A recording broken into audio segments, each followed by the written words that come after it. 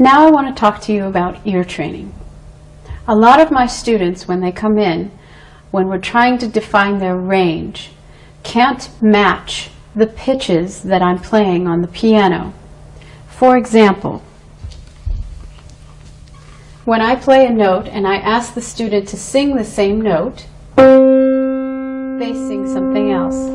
La, la, la.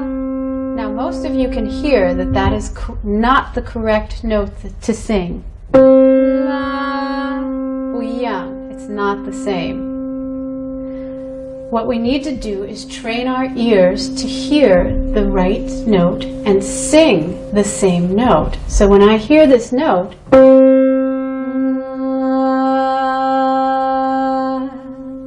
I can sing the same note. So a good way to practice this, matching pitch, is start by just playing notes and singing them and making sure that they're the same notes.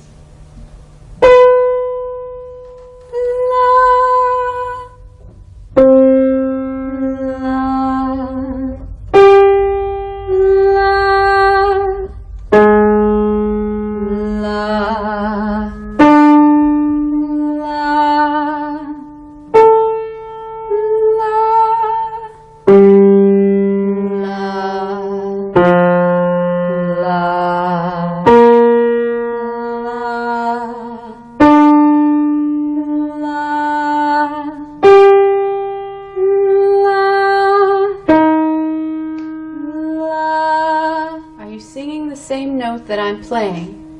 Remember, there's a difference, and you have to be in tune to be a good singer. If you sing and you're not singing in the right key as everybody else, you will sound bad.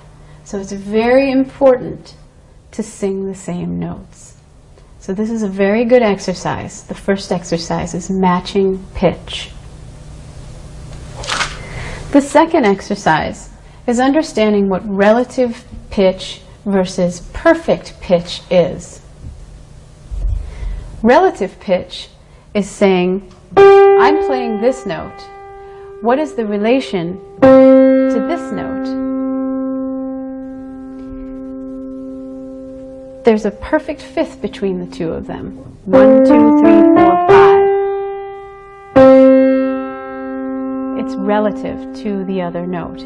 Perfect pitch, only a few people have this, but when I ask someone to sing a note, sing a G or sing so, they automatically know so, G, they know it. It's just in their heads. That's perfect pitch. Most of us have relative pitch. So relative pitch has to be developed. You have to learn how to understand the relationship between the notes. So what I'm going to try to teach you now as a vocalist is to understand the differences between the notes. It's quite simple. We have a scale. Do, re, mi, fa, sol, la, ti, do. Do, ti, la, sol, fa, mi, re, do. And then we have the notes in between. Do, re, mi, fa, fi, sol, si, la, mi, do. All of these notes, when you play them this way, this is called a chromatic scale. And chromatic means that there's only a half step between each note. This is a half step. This is a half step. This is a half step. Half step. All the way up and all the way down. There's also, of course, a whole step. A whole step sounds like this. Do, re, do, re, do. A half step sounds like this. Do, di, do, re, do.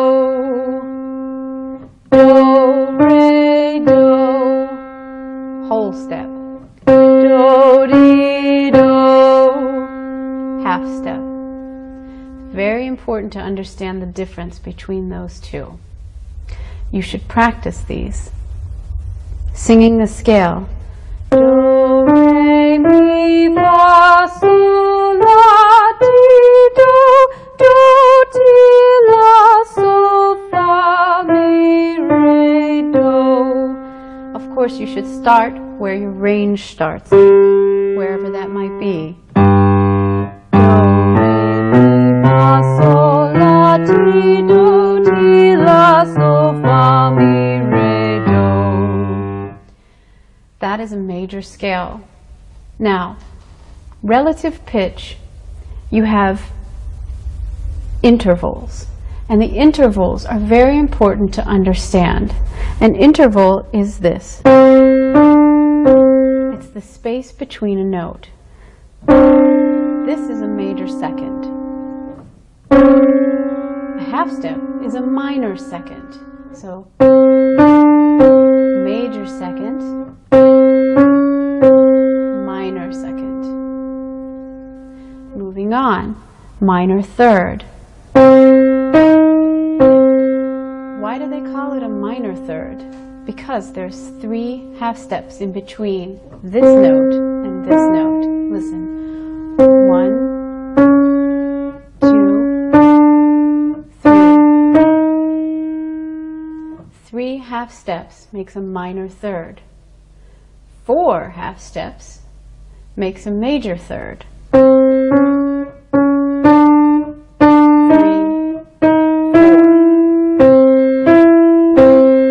That's a major third. Do, mi, do, do, mi, do. You can hear the difference. One is happy, one is sad. Major and minor. This is a major third and a minor third. Practice singing these. Minor second. Do, re, do.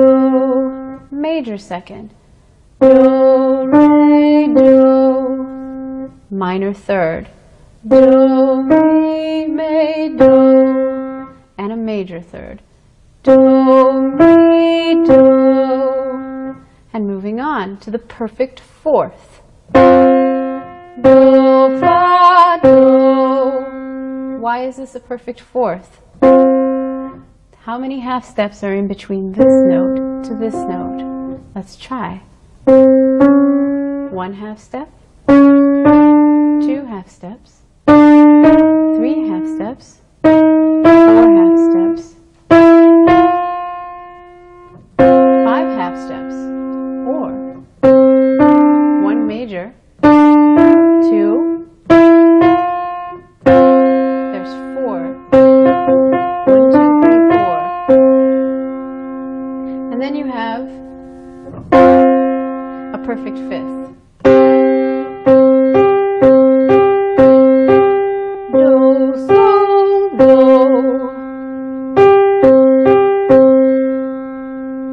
I'm leaving out this one note. I'll come back to it. And then minor 6.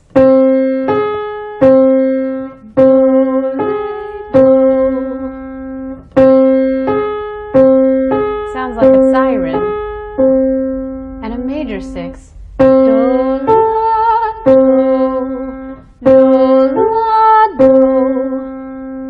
Minor 7. Do, te, do, do, te, do. And a major 7. Do, te, do, do, re, mi, fa, sol, la, ti.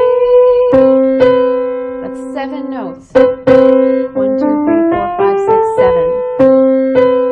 And a major 8, or what we call an octave. Badu. So when you're practicing intervals, you can just practice them like this. Do, re, do, do, re, do, do, mi, do, do, mi, do, do, fa, do, do, fi, do, do,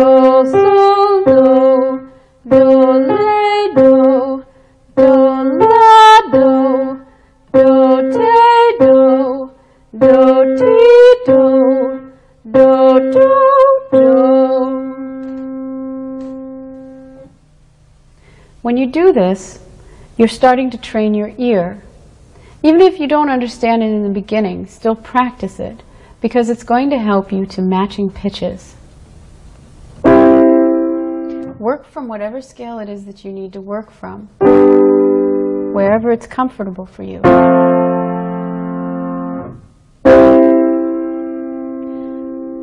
Sometimes when I was on the bus, I would practice them. I would say, okay, I'm just going to sing a major third. La, la, la. Now I'm going to sing a perfect fifth. La, la, la. Now I'm going to sing a perfect fourth. La, la, la. You have to learn what's the relationship between them. Sometimes you can think of tricks. Now, you may think that ear training is boring and it doesn't have anything to do with singing, but it actually is going to make you a much stronger singer. Singers that don't know anything about music tend to get isolated, and the musicians separate themselves from the singer. When a singer knows what they're talking about and understands a little bit about music and can sing in tune and can understand what the difference is between a major third and a minor third, it makes all the difference in the world when you're singing. So I highly recommend that you practice ear training on your own. Ear training is something that you could develop and dedicate an entire year to, just ear training. So when you have time, test yourself. Think about singing a chromatic scale. The chromatic scale.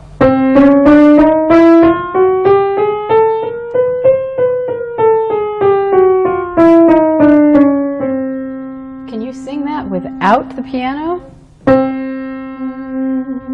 Do, di, re, re, mi, fa, fi, sol, si, la, li, ti, di, do. See, I messed it up. It's a very difficult thing to do.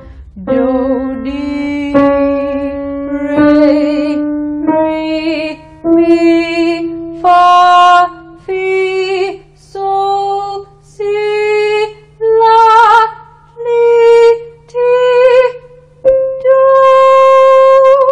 Am I on the same note? You have to practice it. Do, di, de, la, le, sol, se, fa, mi, me, re, re, do. This is something that takes time. When I think about intervals, I think about feelings that come from it. When I play a minor second, it sounds kind of strange. You know, it gives that strange sound to the music. So if two singers are singing this note and this note together, it makes a tension. If they're singing these two notes together, it's kind of interesting. When they sing these two notes together, a minor third, la, la, sounds kind of sad. La, la, major third, very happy. A lot of harmonies are sung in major third. Perfect fourth. La, la. When these two are sung together, it sounds very folky. La, la, la, la, la. This is a strange note. This is a sharp 4. It makes you feel weird. A perfect fifth. La, la, la. To remember this one, I think of the Superman sound. La, la, la, la, la, la, la, la, la, la, la, la, la, la, la. That's how I remember perfect fifth. To remember perfect fourth, I think of here comes the bride. Da, da, da, da. That's a perfect fourth. Minor 6, also very sad. Major 6, kind of happy, hopeful. La, la, my Bonnie lives over the ocean. My Bonnie lives over the sea. That's a major 6. La, la. Kind of sounds like it's not resolved. Doesn't sound finished. Major 7th. Little strange. And la, la. Perfect octave. So, when you're ear training, just remember that you should test yourself as much as possible and check yourself as much as possible. It's fun to play it as a game with another person. Maybe your parent could play with you and say, okay, sing me a major 3rd or sing me a perfect 4th. And then you can see if you're right. Kind of test each other or just test yourself.